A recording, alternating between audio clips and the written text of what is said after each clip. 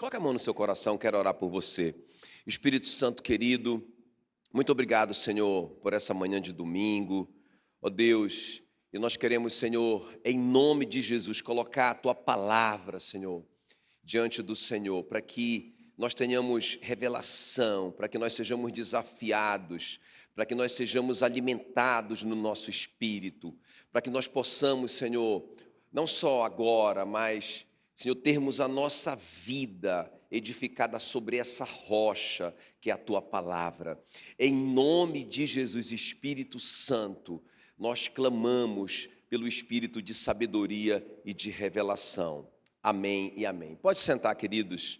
Eu quero ler com você só um versículo, segundo livro de Crônicas, no capítulo 20, o versículo 26. Segundo Crônicas 20, 26 diz assim: ao quarto dia se ajuntaram no Vale da Bênção, onde louvaram o Senhor, por isso chamaram aquele lugar Vale de Bênção, até ao dia de hoje. Fique muito ligado na leitura desse versículo, segundo Crônicas 20, 26. Ao quarto dia se ajuntaram no Vale de Bênção, onde louvaram o Senhor, por isso chamaram aquele lugar Vale de Bênção, até ao dia de hoje. Então, queridos, isso aqui é o desfecho já, é o final de uma história muito conhecida na Bíblia, aquela guerra entre Josafá e aquelas 3 nações que vieram contra ele. Eu digo que é o desfecho da história, e ela tinha um potencial, essa história, para ser uma grande tragédia, uma das maiores tragédias que Judá passaria. Era o potencial que ela tinha, mas nós sabemos que isso aconteceu totalmente diferente, não é? O desfecho dessa história, nós vamos ver, é totalmente diferente. O Josafá recebe, no começo, uma péssima notícia, não é? Uma péssima notícia. Qualquer semelhança com a nossa realidade hoje de tantas péssimas notícias terá sido mera coincidência, né? Mas o Josafá recebe uma péssima notícia. A notícia é o seguinte, que a unidade do mal, não é? 3 nações do mal, 3 nações inimigas se aliançaram, olha essa aliança do mal, não é? Se aliançaram contra o povo de Deus, para destruir o povo de Deus. Então ele recebe essa notícia, ele não tem mais tempo para nada, porque quando ele recebe a notícia, eles já estão dobrando ali a esquina, já vão chegar, né? A gente vê muito na Bíblia, quando alguém tem uma situação muito difícil para tomar uma decisão, por exemplo, o José, quando descobre que a Maria está grávida, não é? Meu Deus, como assim? Que situação difícil, mas ele teve um anjo para dizer, calma, José, calma. O bebezinho é do Espírito Santo, não é? Então a gente vê algumas situações na Bíblia que a pessoa está passando por um momento muito difícil para tomar uma decisão muito difícil.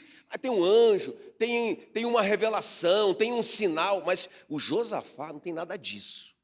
Irmãos, quando ele recebe a notícia que 3 nações se juntaram contra ele, já estão em Hazazon Tamar, dobrando a esquina e vão destruir tudo, ele não tem mais tempo para nada.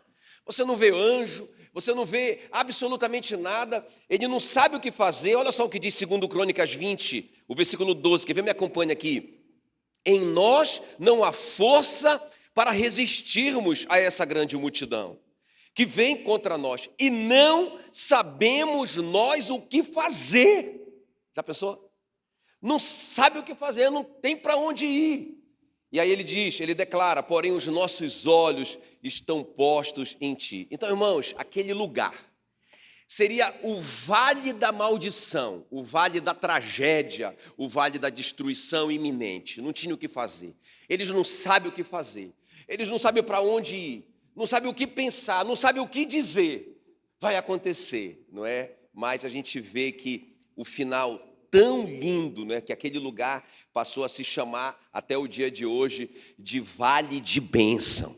Porque aquele lugar que era para ser o vale da morte, o vale da destruição, o vale da derrota, o vale do tudo errado, não é? O vale da miséria, virou o Vale de Bênção. Cumpriu-se Isaías 61, 3, uma coroa em vez de cinzas, óleo de alegria em vez de pranto, vestes de louvor em vez de espírito angustiado. Se cumpriu, ao anoitecer pode vir o choro, mas a alegria vem pela manhã. Amém, querido? Tremendo isso. Aquela situação de tragédia foi transformada numa situação de bênção. É o nosso tema nessa manhã, transformando tragédias em bênçãos. Transformando tragédia em bênção. Quem está comigo aqui? Amém? O que eu quero mostrar para você, que eu quero ver junto com você, algumas atitudes, pelo menos 3 atitudes do Josafá. Eu acho que é muito prático o que ele fez, está muito ao nosso alcance, né? Vamos olhar para as atitudes do Josafá. Às vezes, né, a gente está numa situação, eu como pastor, nesse tempo que a gente tem vivido, as pessoas vêm comigo e, pastor, e agora? Eu vejo assim, as pessoas apavoradas, o que é que a gente vai fazer? Irmão, Josafá não tinha resposta do que ele ia fazer. Às vezes não tem uma resposta do que a gente deve fazer, não é? Mas nós temos um exemplo para a gente seguir algumas atitudes. Amém, queridos? E essas tragédias prometidas vão ser transformadas em nome de Jesus em vale de bênção, não é? Vale de bênção. No lugar que era para ser a maior destruição de Judá, foi um lugar, irmão, que eles passaram 4 dias. Vocês conseguem pensar junto comigo? Uma nação inteira, 4 dias colhendo despojos, porque eles não tinham mais aonde colocar, não tem mais aonde guardar. Ou seja, cada cidadão ficou rico em Judá. Você consegue perceber isso? Não foi só o exército, eles chamaram todo mundo. Pessoal, o exército não consegue carregar o despojo sozinho. Vem todo mundo, vem toda a nação. E eles foram para o Vale da Bênção. Chamaram aquele lugar de Vale de Bênção, porque era tanta bênção, tanta bênção, tanta bênção. E eles foram pegando. Gente, não tem mais aonde guardar, para. Diga assim, irmãos, eu declaro isso sobre a sua vida. Amém, queridos? Em nome de Jesus. Agora, o que a gente tem que fazer? Porque se a gente ficar nessa de ficar só apavorado, de ficar só com medo, de ficar só falando tragédia e derrota, irmão, a gente não vai viver isso. Vai ser vale de derrota mesmo, vai ser tragédia mesmo. Quem está me entendendo? Mas não vai ser assim em nome de Jesus. Então vamos ver comigo, rapidamente, essas 3 atitudes do rei Josafá. Primeiro, diga assim comigo, oração inteligente. Muito jóia isso aqui. Uma oração inteligente. Olha a oração inteligente do Josafá. Vamos dar uma olhada. Segundo Crônicas, o capítulo 20, o versículo 3, fala que quando Josafá soube dessas péssimas notícias, não é? A unidade do mal contra ele, olha o que ele fez. Então Josafá teve medo, ele não era de ferro, não é? Teve medo.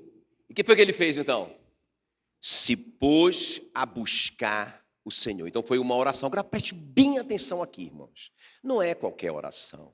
A nossa oração tem que ser uma oração inteligente. Porque olha o que diz Provérbios 28, 9. O que desvia os ouvidos de ouvir a lei ou a palavra, até a sua oração será abominável. Você já tinha visto esse versículo na Bíblia? Que você pode orar uma oração a Deus que é abominável para Deus.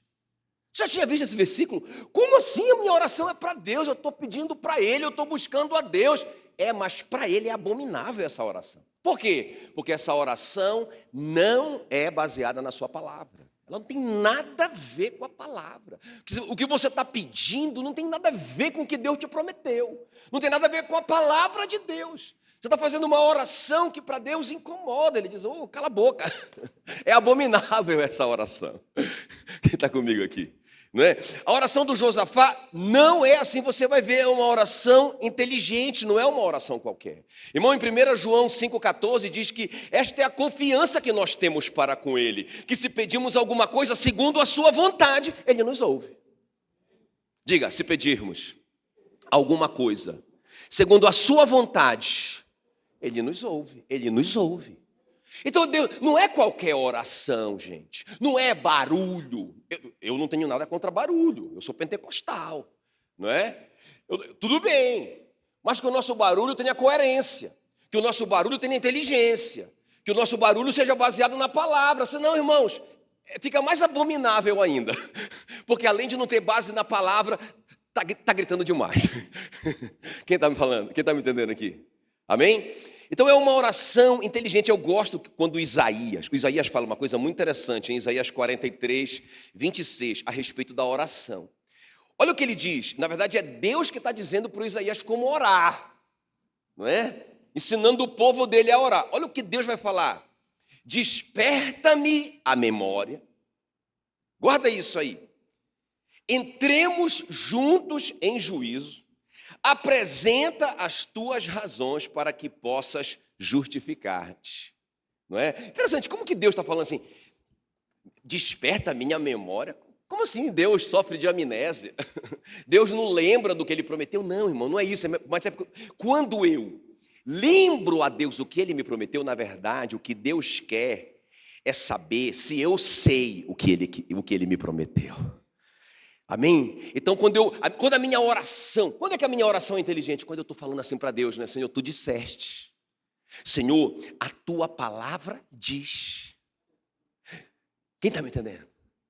Senhor, esta aqui é a minha razão. Eu estou te pedindo isso porque as minhas razões estão baseadas na Tua palavra, nas Tuas promessas, nos Teus princípios. Eu não estou pedindo nada para o Senhor que vai de encontro ao que o Senhor ensinou. Não é? Ele está dizendo, olha, quando vocês orarem, lembrem, despertem a minha memória, apresentem as razões de vocês, entrem comigo em juízo, para que vocês possam se justificar. Meu Deus do céu, muito tremendo. Quem está comigo? Agora preste atenção na oração do Josafá, uma oração inteligente. Então, a primeira coisa aqui na oração do Josafá que eu vejo, que tem tudo isso que eu falei aqui, não é? Que é uma oração que é baseada na palavra, não é uma oração abominável. Ele está orando segundo a vontade de Deus, ele está despertando a memória de Deus. Na verdade, ele só está mostrando que ele sabe o que Deus prometeu. Mas olha aqui, 3 coisas aqui. Primeiro, quando a gente estiver orando, irmãos, a gente tem que orar isso aqui, olha. A gente tem que declarar a autoridade de Deus. Olha aqui o 2 Crônicas 20, o versículo 6. Olha a oração do Josafá. Ah, Senhor Deus de nossos pais, porventura não és Tu Deus nos céus? Olha só o que ele está dizendo. Ele está vendo Deus assentado no trono, não é? Nos céus. Ele continua. Não és Tu que dominas sobre todos os reinos dos povos? O que ele está dizendo, Senhor? Esses reis estão vindo contra nós aqui, essas nações se juntaram aqui contra nós, mas o Senhor, que é o meu rei, que reina no céu, o Senhor reina sobre esses reis. Quem está me entendendo? Você está entendendo? Você está vendo ele orando a autoridade de Deus? Você está vendo ele declarando algo que está na palavra de Deus? Irmão, Deus presta atenção numa oração dessa. Olha, ao mesmo tempo que uma oração que não é baseada na palavra é abominável, Deus não ouve, não é? Acabamos de ler 1 João 5,14, não é? Que a oração que ele ouve é uma oração segundo a sua vontade. Agora, uma oração como essa, irmãos, uma oração que declara a autoridade de Deus, baseada na palavra, irmãos. Deus, peraí, silencia tudo aí. Eu quero ouvir o Josafá. Quem está me entendendo? Uma oração, olha o que ele está dizendo. Tu não és Deus no céu. É como se ele estivesse fazendo o que o Isaías disse. Desperta a minha memória. Como eu te disse, não é para despertar a memória de Deus, é Deus que quer saber se eu sei quem Ele é, não é? Tu não és Deus nos céus, não és Tu que dominas sobre todos os reinos dos povos, na Tua mão está a força e o poder, e não há quem possa te resistir. Diga glória a Deus. Irmãos, a nossa oração tem que ter essa declaração da autoridade de Deus. Lembra quando Jesus ensinou a oração do Pai Nosso? Como que começa a oração do Pai Nosso? Pai nosso que está nos céus, santificado seja o Teu nome, venha o Teu reino, seja feita a Tua vontade aqui na terra, como ela é feita no céu. Quem manda é o Senhor. Assim que começa a oração do Pai Nosso, com a autoridade de Deus. Você está orando isso na sua oração? Você está declarando a autoridade de Deus na sua oração? Não é? Irmãos, olha, quando a gente for orar, a gente tem que orar e declarar isso. A gente tem que declarar Efésios 1:21. Eu gosto muito de orar com a minha Bíblia aberta. E eu vou lendo aqueles textos, né, que eu estou pensando. Diga assim, oração inteligente. A oração tem que ter inteligência, a oração tem que ter coerência. Não é ficar só falando, parece um tagarela e gritando, feito louco. A oração tem que ter coerência, irmãos. Aí olha só, você declara isso aqui, Efésios 1:21. Senhor, a tua palavra diz, não é? Que o Senhor Jesus, o meu rei, está acima de todo principado e potestade e poder e domínio de todo nome que se possa referir, não somente no presente século, mas também no vindouro. Aleluia! Meu Deus, não é?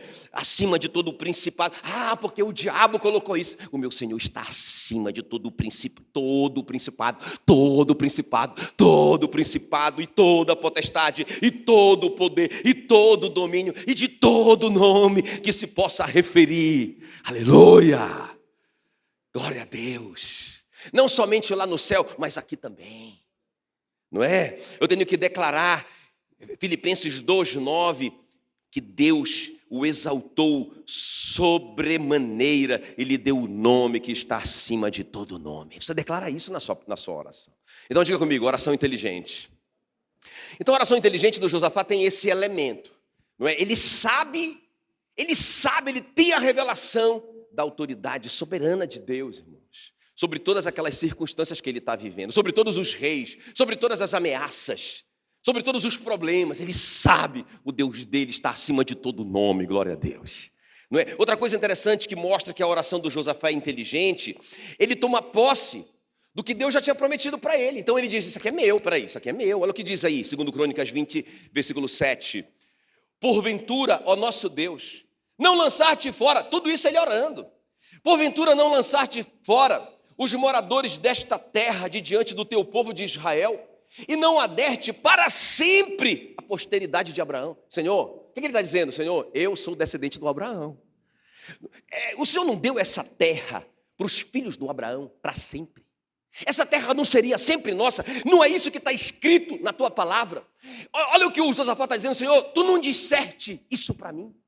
O que o Senhor me disse é que essa terra é nossa. É nossa. Para sempre. Ninguém vai tomar essa terra da gente. Vocês estão me entendendo? Quer dizer, é uma oração, irmãos, inteligente, não é? Desperta a minha memória. Ele está dizendo, Deus, não tem como a gente ser expulso dessa terra. Não tem como esses caras ganharem essa guerra. Tudo bem, eles estão dobrando a esquina. Tudo bem, são 3 contra 1. Tudo bem que são 3 gigantes contra 1 anão. Tudo bem, mas o Senhor disse, a tua palavra prevalece. O Senhor disse que essa terra é do Abraão. E o Senhor disse que essa terra é dos filhos do Abraão. E o Senhor disse que isso vai acontecer para sempre. Então, Senhor, eu confio em Ti.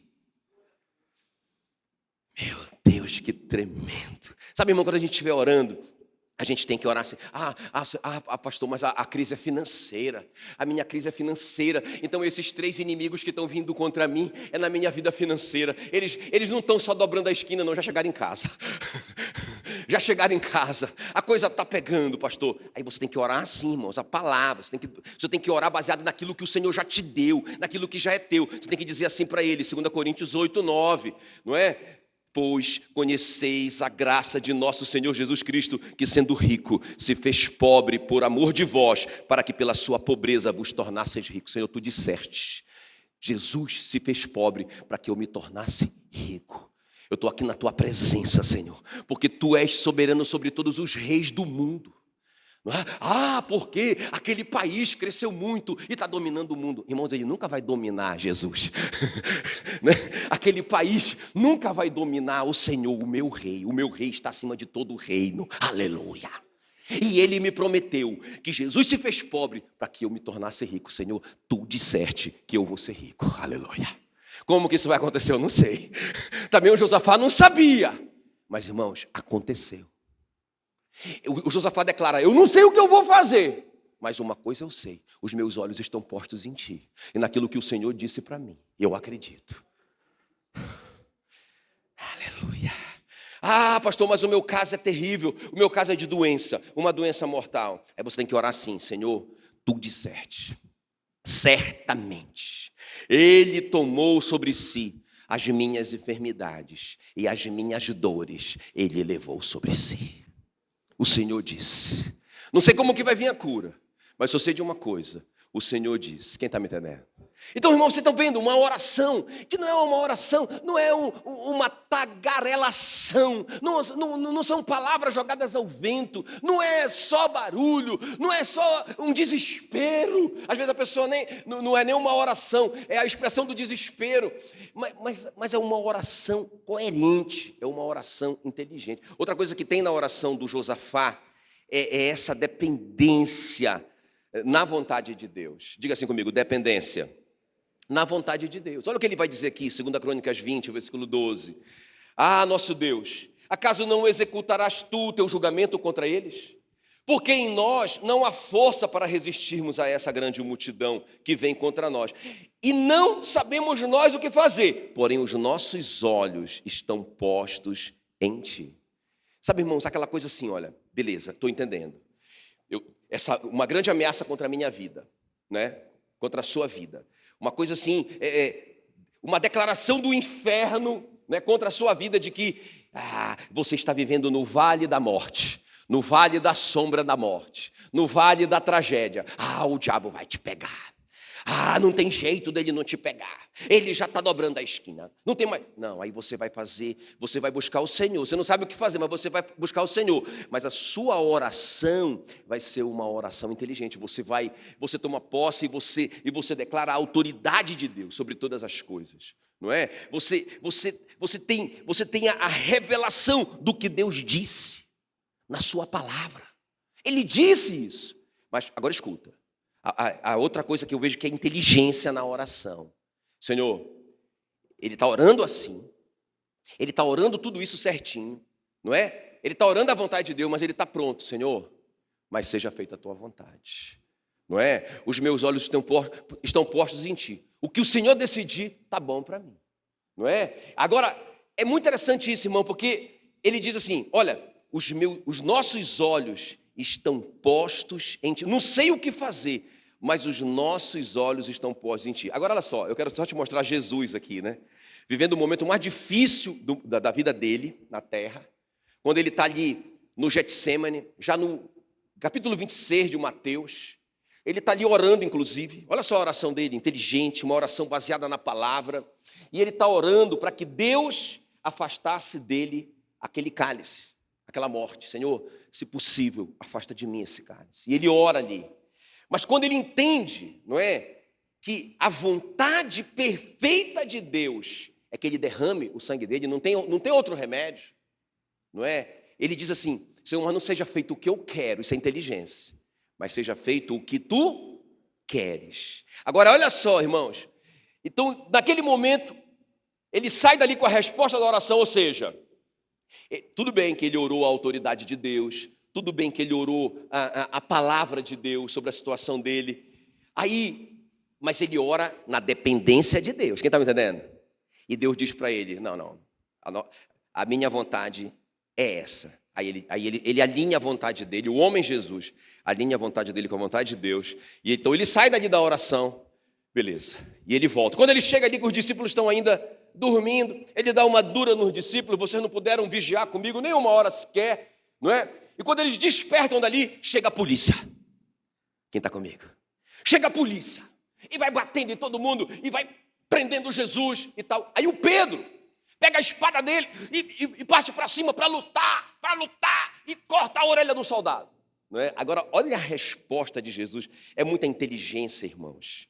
Olha o que Jesus diz para o Pedro, Mateus 26, 53. Acaso pensas que eu não posso rogar ao meu Pai, ou seja, orar ao meu Pai, e ele me mandaria neste momento mais de 12 legiões de anjos? Versículo 54. Como, pois, se cumpririam as escrituras, segundo as quais assim deve acontecer? Pedro, mete a espada na bainha. Eu não beberei porventura o cálice que o meu Pai me deu? O pai, ele tinha falado, Senhor, se possível, afasta de mim esse cálice. E Deus diz, você tem que tomar o cálice. Então ele sai de lá com o cálice. Aí o Pedro não quer que ele tome o cálice. E ele diz, eu não tomaria esse cálice para obedecer à vontade do meu pai. Por que eu estou te falando isso, irmão? Porque às vezes eu vejo, né, o crente passando por alguma dificuldade, beleza, aí ele vai orar, aí ele ora a soberania de Deus, ele declara a soberania de Deus, ele ora a vontade de Deus, está tudo certo. Mas se Deus diz não para ele se desvia. Irmão, acredite se quiser, uma vez eu ouvi esse testemunho, a irmã falou assim, ó, eu vou fazer esse jejum de 40 dias, sem comer nada, igual Jesus, por esse milagre na minha vida. Agora tem uma coisa, se Deus não responder essa oração, eu me desvio. Eu me desvio. Irmão, eu já disse para ela assim, com todo amor e carinho, irmã, eu vou te falar isso com muito amor, carinho e respeito. Você já está desviada. Não perde teu tempo fazendo esse jejum. Porque, irmãos, então eu manipulo a Deus? Então o meu jejum é mais poderoso do que a vontade de Deus? Então se eu fizer um jejum muito poderoso, Deus está obrigado a resolver o meu caso do jeito que eu quero? Isso não é inteligência, isso não tem coerência. Essa oração é abominável. Quem está me entendendo? Então, irmão, por que o Josafá transformou uma tragédia declarada pelo inimigo sobre a vida dele? Realmente, ele estava pensando assim, ele estava com medo. Ele disse, cara, realmente não tem como sair dessa. Eu não sei o que fazer. Quem está me entendendo? Mas como que isso se transformou no vale da bênção? Que o Josafá ficou mais rico do que ele era. E o povo dele mais rico do que era antes. Quem está me entendendo? Porque teve uma oração, mas não foi uma oração qualquer, irmãos. Uma oração inteligente. Não adianta, está aqui na sua Bíblia, leve esse texto para sua casa. Olha, irmão, leve para você.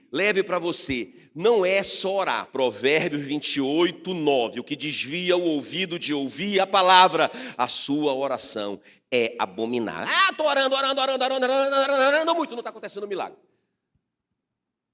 Tem que ter inteligência na sua oração. Tá bom? Segundo lugar. A outra coisa, irmãos, que eu vejo na vida do Josafá, por isso que ele transformou tragédia em bênção, que ele fez uma coisa muito chave. Ele promoveu a unidade. Muito legal isso. Segundo Crônicas 20, versículo 3, ele apregoou jejum em todo Judá. E Judá se congregou para pedir socorro ao Senhor. Isso aqui é uma chave, irmãos. Porque deixa eu te falar uma coisa. Em geral, quando a gente está passando por algo, beleza, eu estou passando por algo na minha família. Qual que é a minha tendência? Qual que é a tendência de muitos de nós? Especialmente os homens. Rapaz, eu não vou nem contar nada para minha mulher. Porque senão ela tem um ataque cardíaco. Né? Eu vou ficar só aqui, ó, orando aqui, ó, jejuando em segredo aqui, ó. Irmãos, ele está perdendo a força da oração dele. Não fala para as crianças, não fala as crianças de 40 anos dele, né? Não fala porque se as crianças souberem, vão ficar muito preocupadas. Irmãos, eu vou te mostrar aqui que o Josafá chamou as crianças para orar por um assunto de adulto. Quem está me entendendo? Por quê? Porque o Josafá sabia o poder da unidade. Quer ver? Olha só. Irmão, quando você ora, quando você promove, no meio de uma crise, você promove unidade na sua casa. O problema é na minha empresa, eu promovo unidade na minha empresa, vamos orar junto. O problema é da nação, vamos orar, irmãos. A igreja do Senhor na terra, o que Satanás tem feito na nossa geração, a gente está vendo aqui, ó. A gente está vendo Satanás fazendo isso, dividindo todo mundo. Cada igreja tem a sua oração poderosa. Essa aqui não sabe orar, essa aqui não sabe fazer. Esse pastor aqui que é o cara, ele é o faixa preta, o resto é tudo faixa branca. Irmão, Satanás está rindo da gente, porque está tudo bagunçado e dividido. Nós não vamos conseguir vencer sem unidade. O Josafá consegue unir uma nação. É incrível isso. Quem está me entendendo? Unir todo mundo. Por que a unidade Pergunta para mim, por que a unidade? Não, grita aí, por que a unidade? É uma arma poderosa. Pergunta para mim. Vou te responder. Primeiro, duas coisas. Porque ela atrai a presença de Deus. Está aqui, ó. Segundo Crônicas 20, versículo 13. Quer ver? Todo Judá, diga todo Judá. Diga bem forte, todo Judá. Não era só a família do Josafá. Não era só a equipe do Josafá. Não eram só alguns líderes da nação. Irmão, todo Judá. Todo mundo envolvido. Olha só, todo Judá estava em pé diante do Senhor. Como também? Grita aí, como também? Suas crianças. Por que a gente não pode chamar nossas crianças para orar por um problema da família? Se o rei está chamando as crianças para orar pelo problema da nação, por que a gente não pode envolver todo mundo? Irmãos, isso é unidade, olha só. Como também suas crianças, suas mulheres. Não vou falar com a mulher, não. Vamos orar só aqui, eu e o discipulador aqui em segredo, para a mulher não saber. Irmão, está tudo errado, vocês estão perdendo a força da oração. Tem que ter unidade. As mulheres, os seus filhos. E o que aconteceu? Qual foi a consequência dessa oração de unidade que o rei Josafá promoveu? Versículo 14. Então veio o Espírito do Senhor no meio da congregação. Diga assim, a unidade atrai a presença do Senhor. Isso não é um texto isolado. Jesus disse em Mateus 18, 20, onde estiverem 2 ou 3 unidos em meu nome, eu estou ali com eles. Não é? Em Salmos 133, 1, diz assim, ó, quão bom e agradável é viverem unidos os irmãos. Versículo 3, porque ali ordena o Senhor a sua bênção e a sua vida para todo sempre. A unidade sempre vai atrair a presença do Senhor, irmãos. Esse é o jogo do diabo, dividir a gente, para que a presença do Senhor fique limitada e ele fica reinando sobre aquela situação ali. Nós temos que ter unidade. Amém, queridos? Olha, quando você vê em Pentecostes, Pentecostes era uma promessa, o Espírito Santo viria, Jesus prometeu. Quando que o Espírito Santo veio? Não é? Olha só o que diz aí Atos 1,14.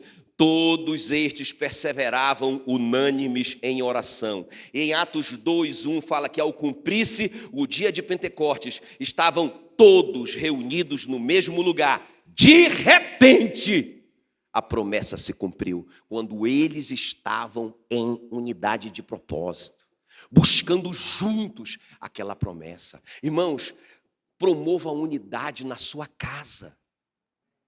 Promova a unidade na sua casa. Não aceite divisão na sua casa. Outra coisa que aconteceu, não é? Que é a segunda coisa que eu disse que a unidade faz. A unidade do bem produz a divisão da unidade do mal. Bora gritar isso, bem forte. Vamos lá. A unidade do bem produz a divisão da unidade do mal. Lembra quando começou essa história? O mal se uniu. O mal fez uma aliança. Vamos destruir o bem. E aí eles vieram, lá veio o mal contra o bem. Irmãos, se você ler para trás, a história para trás do Josafá, você vai ver Judá dividido. Na verdade, eles só conseguiram vir contra Judá para destruir Judá porque estava tudo bagunçado. O Josafá vai ser o instrumento de Deus para restaurar e promover a unidade. Irmão, quando eles se uniram, eles não apenas atraíram a presença de Deus, mas quando eles se uniram, eu vou te mostrar, o mal se dividiu. Por isso que eu te digo que se a gente se unir, o mal que tem se unido, não só espiritualmente, mas, vamos dizer assim, né? Fisicamente contra o bem, eles vão se dividir. Quer ver? Vamos ver comigo aqui, ó. Unidade do bem produz divisão da unidade do mal. Segundo Crônicas 20, 22, diz assim, olha. Tendo eles começado a cantar e dar louvores, quer dizer, todo Judá, todo mundo unido, eles já estavam orando unidos. Veio gente de todas as cidades de Judá, até as crianças estão envolvidas no processo, as mulheres, todo mundo unido. Então, quando eles começaram a cantar e dar louvores, pôs o Senhor emboscadas contra os filhos de Amon, os amonitas, de Moabe, os moabitas, e o dos montes Seir, que vieram contra Josafá, e foram eles desbaratados, porque os filhos de Amon e de Moabe se levantaram contra os filhos dos moradores do Monte Seir para os destruir e exterminar. E tendo eles dado cabo dos moradores de Seir, ajudaram uns aos outros a destruir-se. Quando eles se uniram lá, o mal se dividiu acolá. Quem está me entendendo? O contrário também é verdadeiro quando você se divide na sua casa. A força do mal se une contra você. Então, irmãos, a nossa unidade não apenas atrai a presença do Senhor, eu estou te mostrando aqui.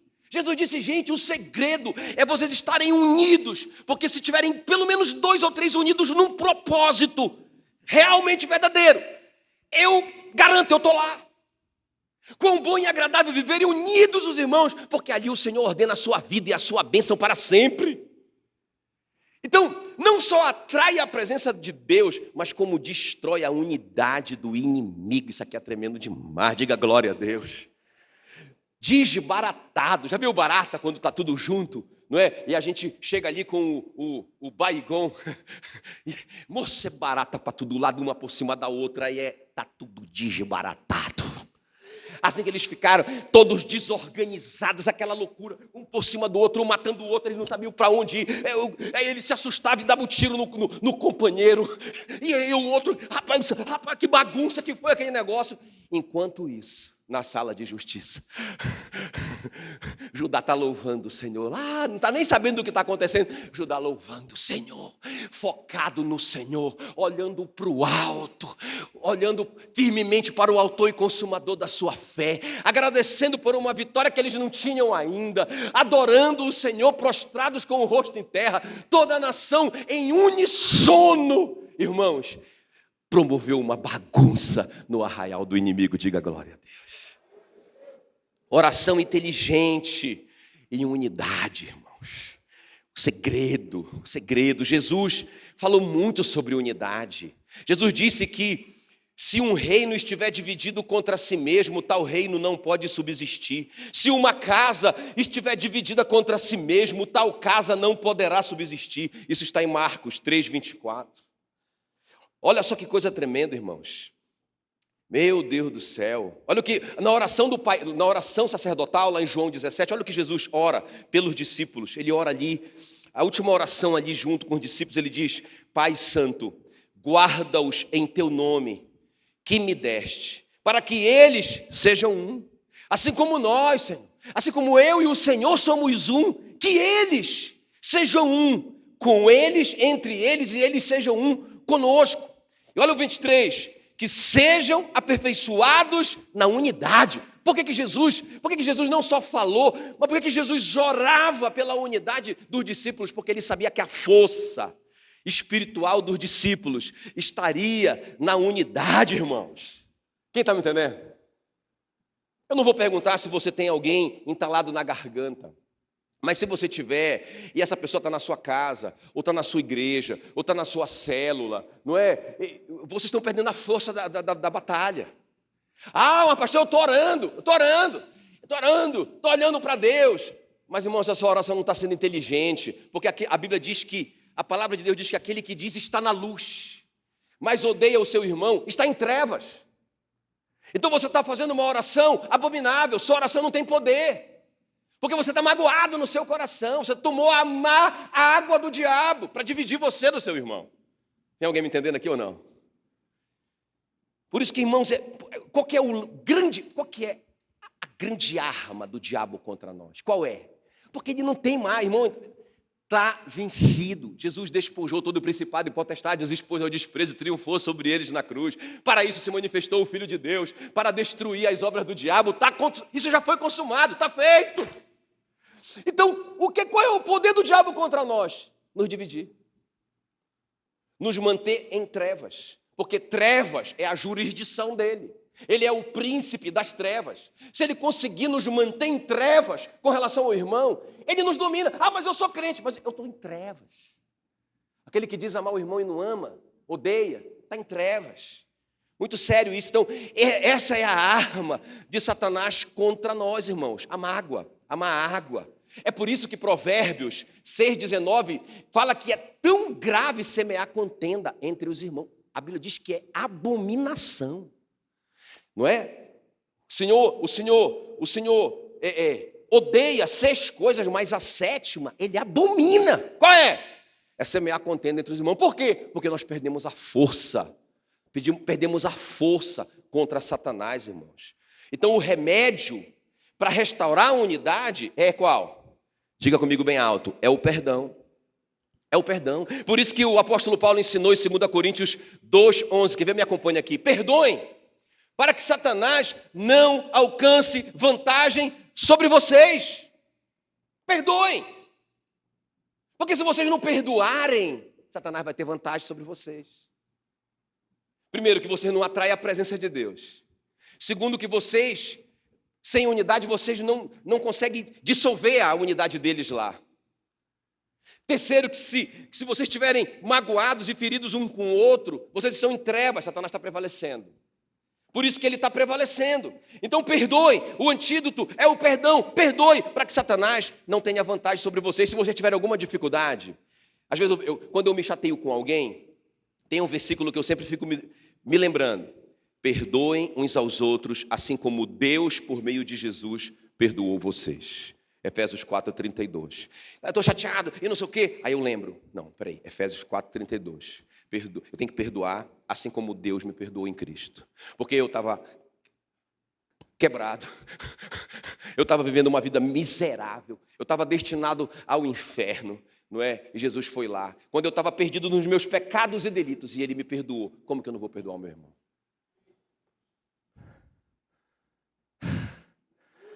Quem está me ouvindo? Aleluia. É por isso que Jesus declara na oração do Pai Nosso: perdoa-nos as nossas dívidas, Senhor. A gente comete pecado, Senhor. O Senhor sabe. Aquele que diz que não comete pecado engana-se a si mesmo. Então, Senhor, perdoa minhas dívidas. Mas não acaba aqui. Ele diz: perdoa-nos as nossas dívidas, assim como nós temos perdoado os nossos devedores. Quando você pedir perdão para Deus, eu quero que você lembre de uma coisa: como é que você perdoa as pessoas? Ah, pastor, eu perdoo, mas aquela amizade nunca mais é a mesma. Tudo bem, então esse é o padrão que você estabeleceu para Deus. Pai, me perdoa, mas tudo bem que o Senhor não seja meu amigo. Ah, pastor, eu perdoo, mas se eu encontrar com ela na mesma rua, eu mudo de cidade. Mas está perdoado. Beleza, esse é o padrão. Senhor, beleza, o Senhor me perdoa aí, tudo bem, que a gente nunca mais se encontre. É isso que você quer para a sua vida? Irmão, depois que Jesus nos perdoou, anota isso aí no seu coração. Qualquer medida de perdão aquém da dele é pecado. Estamos endividados. Temos que perdoar. Ah, mas o Senhor não sabe, pastor, o que essa pessoa me fez. É? Então lembre-se da sua conta para com Deus. Você ia para o inferno, meu amigo. Para o inferno. Sabe por quanto tempo? Só para sempre. Ele foi lá e te perdoou. E fala assim para você: assim como eu te perdoei, perdoa o seu irmão. Oh, meu Deus do céu. Vamos parar aqui. Amém, queridos? E a última coisa aqui para a gente orar. Meu Deus. Então qual que é a primeira? Que o Josafá fez para transformar a tragédia em bênção? Oração inteligente. Gostei. Muito importante essa palavra, oração inteligente. Vocês já entenderam. Qual que foi a segunda coisa que ele praticou? Ele promoveu a unidade. Não, pessoal, essa briga é de todo mundo. Vamos resolver os nossos problemas pessoais para a gente lutar contra o nosso inimigo. Não, mas eu estou com raiva do irmão. Irmão, deixa eu te falar uma coisa. Tu vai morrer todo mundo junto aqui, porque o inimigo vai matar todo mundo. É a hora de vocês fazerem as pazes para a gente ter mais força contra ele. Vamos lá? Ah, tá bom, seu Josafá. Beleza, entendi. Amém? E a terceira e última coisa aqui, uma fé prática. Diga fé prática. Fé prática. Não é, eu creio. Eu quero te mostrar a fé prática. O que é uma fé prática? É uma fé que pratica, é uma fé que faz, é uma fé que tem obras. Vamos ver? 2 Crônicas 20, versículo 17. Neste encontro, olha essa palavra, irmãos, que o profeta deu para o Josafá. Neste encontro, Josafá, vocês não têm que pelejar, vocês não vão lutar. Tomai posição, ficai parados e vede o salvamento que o Senhor vos dará, ó Judá e Jerusalém. Não temais nem vos assusteis, amanhã sair-lhes ao encontro, porque o Senhor é convosco. Isso aqui é muito lindo, não é, irmãos? Agora escuta bem o que eu vou te falar. Muito lindo isso. Já pensou uma palavra dessa? Não, nesse encontro você não vai ter que lutar, você não vai suar, você não vai morrer nenhum soldado. Não, nesse encontro vai ficar todo mundo parado, na posição, e o milagre vai acontecer. Que lindo isso. Qual a dificuldade disso? Peraí, mas ficar parado? Peraí, eu estou vendo o inimigo se aproximando. Eles já estão dobrando a esquina. Eles estão vindo com uma fúria terrível. Irmãos, então ao mesmo tempo, vocês estão percebendo que ao mesmo tempo que é uma promessa maravilhosa, é um mandamento muito difícil? Como que eu vou ficar parado? Eu até quero fazer um desafio para vocês aqui, né? Para vocês que leem a Bíblia. Irmão, em nenhum lugar na Bíblia diz que Deus mandou que o Josafá colocasse o exército na frente, os levitas cantores na frente do exército. Não está escrito em lugar nenhum isso. Eu já ouvi tanta pregação que aí Deus falou para o Josafá, coloca os levitas cantores na frente do exército, e o Josafá obedeceu. Irmão, Deus não falou isso para ele.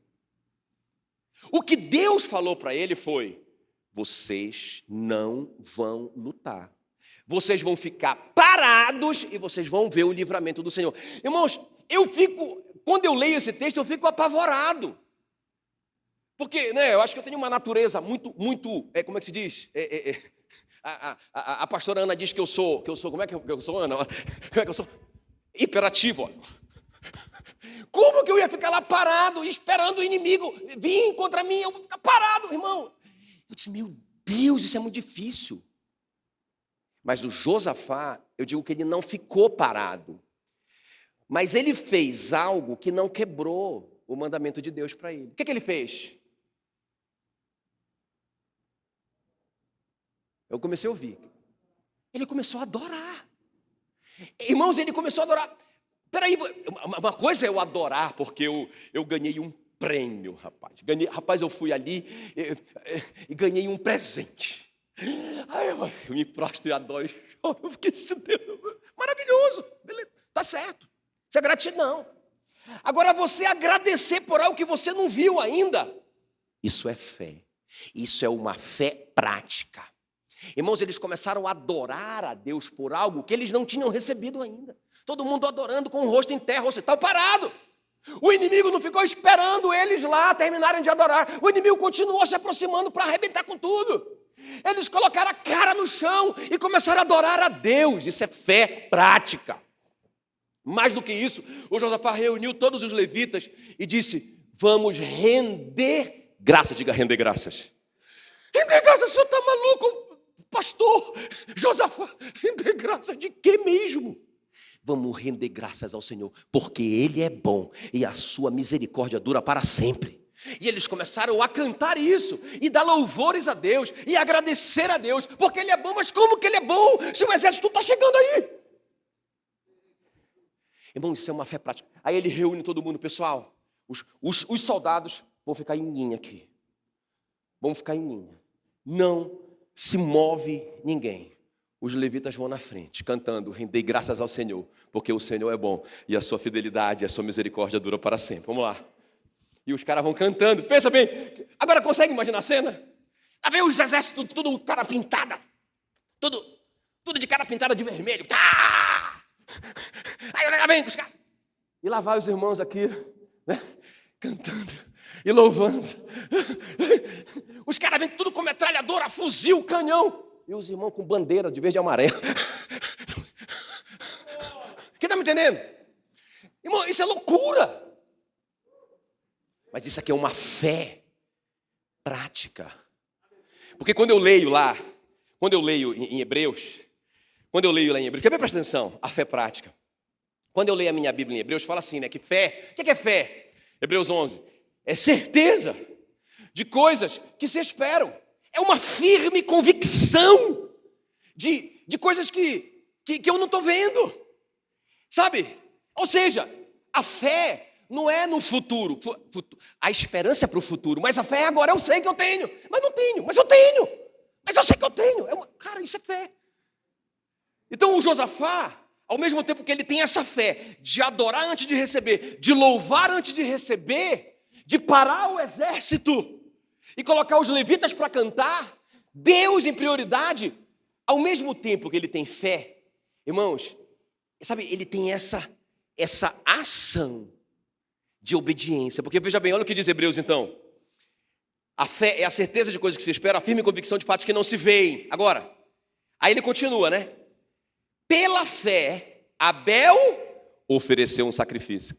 Quem está percebendo as duas coisas juntas? O Abel creu no invisível, mas ele ofereceu, ele fez.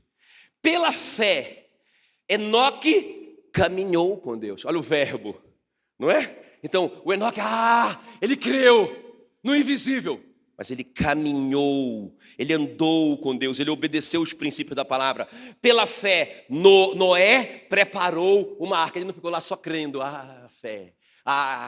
Essas madeiras vão se unir tudo aí e vão se pregar sozinhas. Não, ele preparou uma arca. Pela fé, Abraão mudou-se para uma terra desconhecida. Aleluia! Glória a Deus. Quem está me entendendo? Fé prática. Oração inteligente.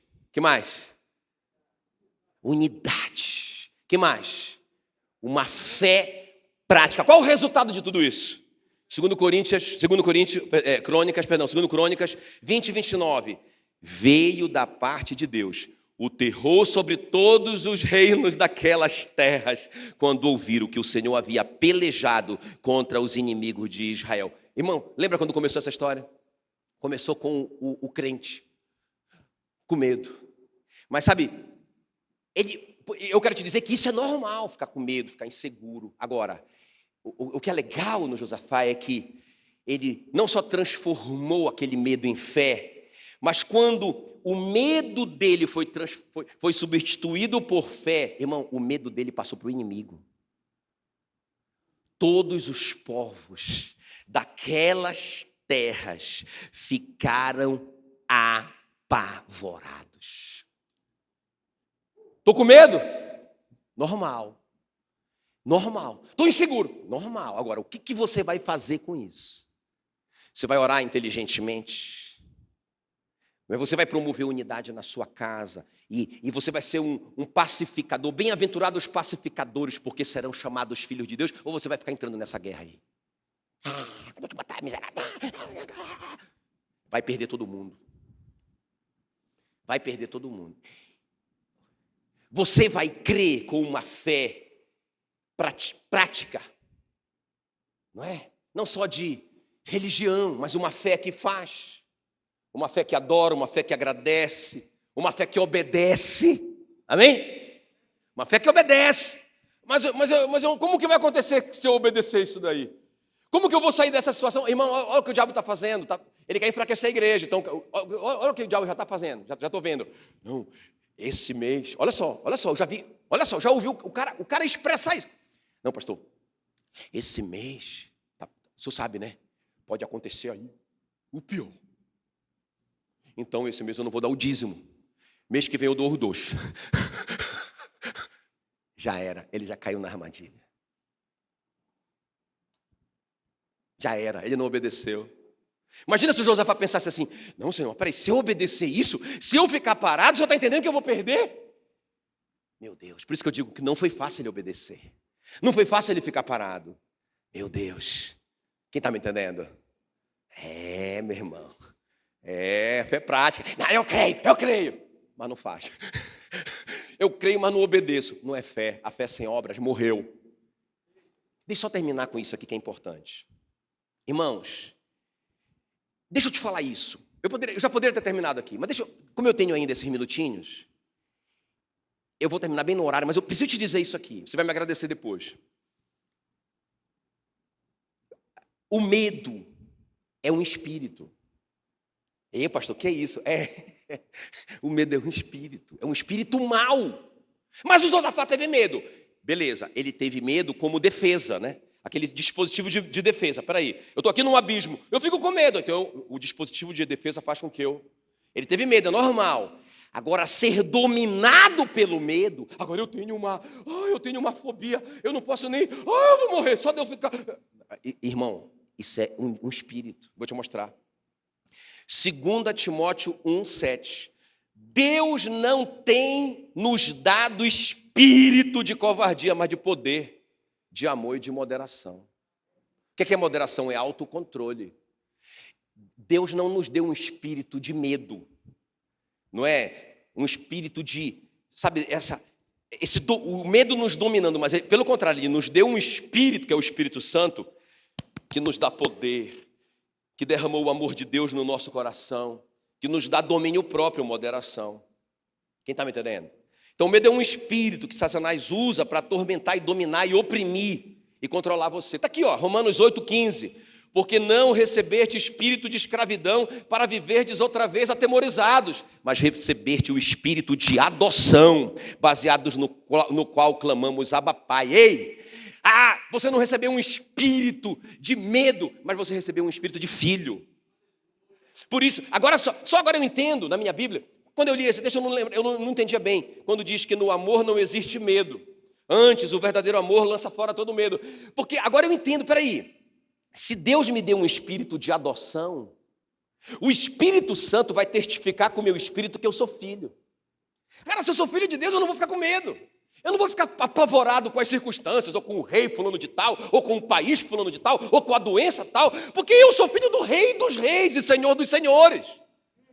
Eu não vou ficar com esse medo paralisante na minha vida. Isso é um espírito. Diga, o medo é um espírito. Agora eu quero deixar só essa pergunta. O medo é um espírito, não tem dúvida. Você só precisa ter uma Bíblia para confirmar. É só ler, não tem interpretação. Medo é um espírito. É um espírito mau. O medo paralisante é um espírito do mal. Deus não te deu esse espírito. Pelo contrário, Ele te deu um espírito de poder, de amor e de moderação. Ok? Ele não quer que você fique escravizado pelo medo, por isso que Ele te deu um espírito de adoção. Você é filho. Beleza. Pastor, entendi. Agora, uma pergunta. Uma pergunta, não uma afirmação. Uma pergunta. O medo paralisante é pecado? Eu deixar esse medo me dominar é pecado? Deixa eu te falar só 2 versículos. A Bíblia diz que tudo o que não provém de fé é pecado. Então, se eu não creio, deixei o medo entrar, está escrito, é pecado. Agora, olha só o que o apóstolo João diz. Quando ele disse que as pessoas que não vão entrar no reino, ele disse, Apocalipse 21:8. Quanto, porém, aos covardes. Diga, covarde. Outra tradução diz, medrosos. Aos incrédulos, abomináveis, assassinos, impuros, feiticeiros, idólatras, mentirosos, a parte deles, que cabe a eles, será no lago que arde com fogo e enxofre, a saber, a segunda morte.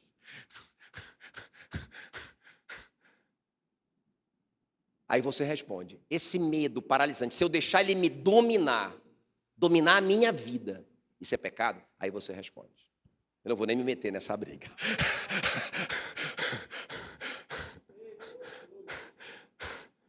Quem está me entendendo? Irmãos, o medo é a fé ao contrário, é a fé invertida. O que é a fé? É a certeza que vai dar certo. O que é o medo? É a certeza que vai dar errado. Já viu essas pessoas? Não. O cara não consegue ver nada de bom. Ele só consegue ver que vai dar errado. Já viu? Quem já viu? Quem conhece gente assim? Não, vai dar errado. Não vai, irmão, vai dar certo. Vai dar errado. Eu tenho certeza que vai... Isso é medo. Isso é a fé ao contrário. Irmãos, o Jó declarou que aquilo que eu temia me sobreveio. E o que eu receava me aconteceu. O Jó deveria morrer de medo daquelas coisas que aconteceram com ele. E atraiu isso. A fé ao contrário. Uma fé que funcionou de uma forma ao contrário. Irmãos, a fé agrada a Deus. O medo entristece o coração de Deus. Quem está me entendendo? Hebreus 11:6 diz que sem fé é impossível agradar a Deus. Então o contrário também é verdadeiro, porque onde tem fé não tem medo, onde tem medo não tem fé. Então se a fé agrada a Deus, com certeza o medo desagrada. Então, continua a pergunta. Esse medo que paralisa é pecado? Fique em pé no seu lugar. Eu quero orar por você.